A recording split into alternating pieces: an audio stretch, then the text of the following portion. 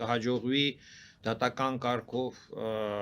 չեղարկել խաղաղության պայմանագիրը Հայաստանի եւ Ադրբեջանի միջեւ, հասկանալի է, որ այդպիսի իրավական հնարավորություն քաղաքացիների մոտ Հայաստանի բացակայում են եւ որևէ քաղաքացի դատական կարգով պետությանը չի կարող հարկադրել միջազգային պայմանագիրը կնքել կամ չկնքել, դա դատական իշխանության իրավասության մեջ չի։ Ինչ որ ձև կա, որով մարդիկ կարող են իրենց իրավունքները պաշտպանել, ոչ փաստորեն։ Ես նայում եմ այս հարցին հետեւյալ կոնտեքստում։ 3 շարաճ օրը Եվրոպայի խորհրդարանը ընդունեց բանաձև Սուդանի, Ադրբեջանի եւ Էթիոպիայի կազմության վերաբերյալ Ադրբեջանի մասով պահանջեր ներկայացված Եվրոխորհրդարանից Եվրոհանձնաժողովին դադարեցնել Ադրբեջանի հետ էներգետիկ ոլորտում հռչակագիրը, մեմորանդումը, որ իրենք ունեին, մինչև Ադրբեջանը ազատ չարձակի հայ բանդարկյալներին, հայ պատանդներին։ Պատանդ ձևակերպումը եղել է։ Այո, ես կարդացել եմ պատանդ, որովհետև այո, ասում են գերիներ, բայց բոլորը գերիներ թարգմանում են միգուցե իշխանամետ բաները, բայց տեքստի մեջ գրած է պատանդ։ Պատանդների պես է կարգավիճակը 23 մեր հայրենակիցների, ովքեր որ հիմա գտնվում են Բաքվում։ Եվ ամենակարևորը պահանջում է Եվրոխորհրդարանը Եվրոհանձնաժողովից միջազգային քրեական դատարանում վարույթ հարուցել Արցախում էթնիկ զտման հետ կապված։ Զուգահեռ տեսնում ենք, որ ինչպես դուք ասացիք, Հայաստանը համաձայնություն տվեց այդ նախագծին պայմանագրի, Ադրբեջանն էլ համաձայնվեց։ Կարար չհամաձայնվեր, չէ՞, Հայաստանի համաձայնությունը դեռ բավական հիմք չի։ Եթե գնահատական տալ, գնահատականը իմ էսպիսին է։ Նիկոլ Փաշինյանը վերջնականապես Հայաստանից դուրս հանեց Արցախի խնդիրը։ Արցախի միջազգային խնդիրը հանձնեց ըստ էության Եվրոմիության։ Այս վերջի կատարված քայլերով դա կարելի է ասել։ Եվ այո, հասկանալի է բողոքը եւ դժգոհությունը մեր հայրենակիցների, որովհետեւ ստեղծվում է իրավիճակ, որ կա Արցախի հարց եւ Հայաստանը այդ հարցի մեջ չկա, այլևս դա մեր քաղաքական արտաքին քաղաքականության ռեսուրս չէ։ Դա եղել է միշտ հարց, բայց եւ եղել է ռեսուրս, արտաքին քաղաքականության ռեսուրս, որը որ կարևորել է Հայաստանը աշխարհքաղաքական գործընթացներում։ Նիկոլ Փաշինյանը չկարողացավ այդ ռեսուրսը Հայաստանի համար պահել եւ այսպես այն որ նա պատրաստ էր դրանից հրաժարվել Հայաստանի արտաքին քաղաքականության օրակարգից հանել, մենք վաղուց գիտենք, տեսել ենք տարբեր այդ դրսևորումներով, սկսած 22 թվականի մայիսից, երբ որ Փաշինյանը հետ եկավ Մոսկվայից, Ռուսաստանի ագրեսիայից մեկնարկից հետո, երբ որ Ռուսաստանի հետ Ադրբեջանի նախագահան եւ մեր անկոտրուն վարչապետը կնքեցին ինչ որ հռչակագրեր, 23 քանի կետանոց։ Հաջորդը դա մեզ հայտարարեց, որ Արցախի հարցում հարկավոր է իրակարծիքով նվազեցնել նշաձողը։ Ես դա հասկանում եմ, ինչ է նշանակում նվազեցնել Արցախի հանրապետության նշաձողը։ Ոնց կարելի է հանրապետության նշաձողը նվազեցնել կարգավիճակի։ Լուծարել։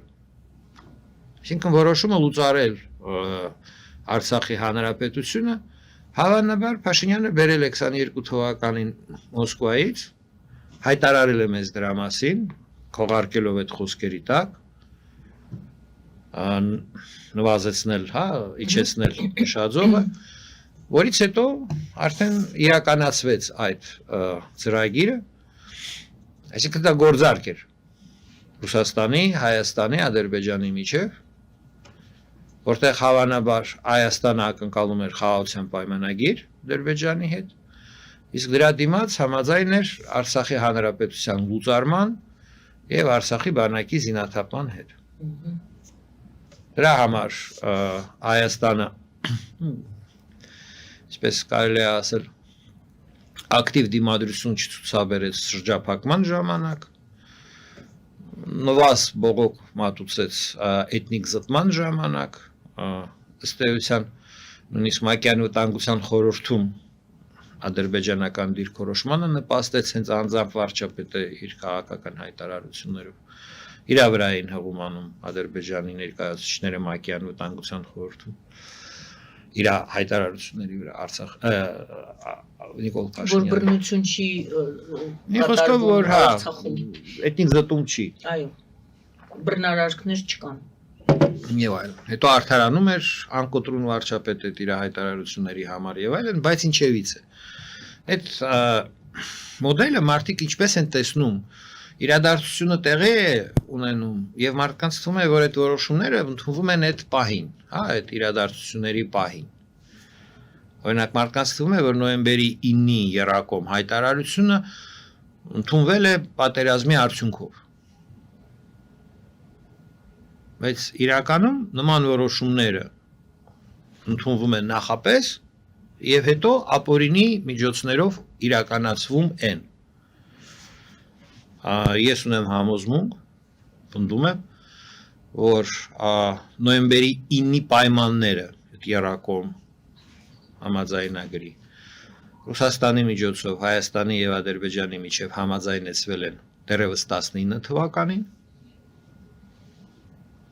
եւ հետո վարչապետը սպասարկում էր իրականացնում էր այդ ծրագիրը որպեսզի այդ որոշումը իրականացնել պետք է հաղթահարել միջազգային հանրության դիմադրությունը չէ ոչ Ֆրանսիան ոչ ԱՄՆ-ն ոչ ՀՀԿ մյուս պետությունները մեծամասնությունը համաձայնություն չէին տա ռուսական զորքերին մտնել Արցախ ուստի հանրաժեշտ էր առիթ ստեղծել չէ դրա համար Պսի առիթ միայն կարող էր լինել պատերազմ, որ այդ պատերազմի արդյունքում Ռուսաստանի Դաշնությունը առանց Ֆրանսիայի եւ ԱՄՆ-ի համաձայնությամբ, առանց ՀՀԿ մյուս պետությունների կոնսենսուսով համաձայնության իր զորքերը միակողմանի բերի Արցախում տեղակայ։ Դա ի դեպ Ռուսաստանի ցանկությունն էր սկսած 1994 թվականից մենք պաշտոնապես կարող ենք ասել, որ դա Ռուսաստանի ցանկությունն էր, որովհետև 94 թվականի մայիսի 12-ի հրադադարի համաձայնագրում ամրագրված էր ըստ էության ռուսական զորքերի տեղակայումը շփման գծի վրա։ Ինչ-ինչ պատճառներով դա չիրականացավ հետագայում, բայց դա ռուսական քաղաքականության գլխավոր հարցն էր, որ ռուսական զորքերը տեղակայվեն Արցախում եւ բանակցությունների գլխավոր խնդիրն էր, որ Ռուսաստանը չէր ուզում բանակցում էր ԱՄՆ-ի եւ Ֆրանսիայի հետ Արցախի հարցի կարգավորման շուրջ, բայց խոչընդոտում էր ցանկացած լուծմանը, խոչընդոտում էր Հայաստանի վրա ազդելով, խոչընդոտում էր Ադրբեջանի վրա ազդելով, որպեսզի միջազգային խաղաղարուժեր այդ որոշումը չընդունվի։ Եվ հասկանալի է, որ Ադրբեջանը կարող սկսեր պատերազմ Արցախի վրա հարձակվեր երկու դեպքում։ Եթե համոզված լիներ, որ Ռուսաստանը վետո կդնի Մակյան վտանգության խորհրդում եւ ունենար սկզբունքային համաձայնություն Ռուսաստանի հետ, որ ռուսական զորքերն են տեղակայվելու։ Այստեղ նաեւ հակառակը կա։ Ռուսաստանը երբեք չէր այսպես ասած ողջունի Ադրբեջանի հարձակումը Արցախի վրա, եթե արդյունքում միջազգային զորքեր այնտեղ տեղակայվեն, չէ՞, տրամաբանություն է հասարակ։ Լոգիկայով, եթե մենք այսպես մի քիչ մանրացնենք այս հարցը, թե ինչպես եղավ, որ 20 թվականի սեպտեմբերի 27-ին Ադրբեջանը հարձակվեց Արցախի վրա, կողք տնելով ռոպագանդան, որ Ադրբեջանը երբ կուզի, ինչ կուզի կանի եւ այլն, պիսի հնարավորություններ ունի աննախադեպ այլ ռեալ նայելով, հա, քաղաքական իրողությանը, որ որևէ պատերազմ սկսելու համար պիտի Մակյան վտանգության խորհրդում ունենաս անդամ, մշտական անդամ վետոյի իրավունքով, որը որ քեզ կաջակցի։ պետությունը, որը որ նման դիվանագիտական հնարավորություն չունի, պատերազմ երբ որ սկսում է, մեծ ռիսկերի տակ է մտնում։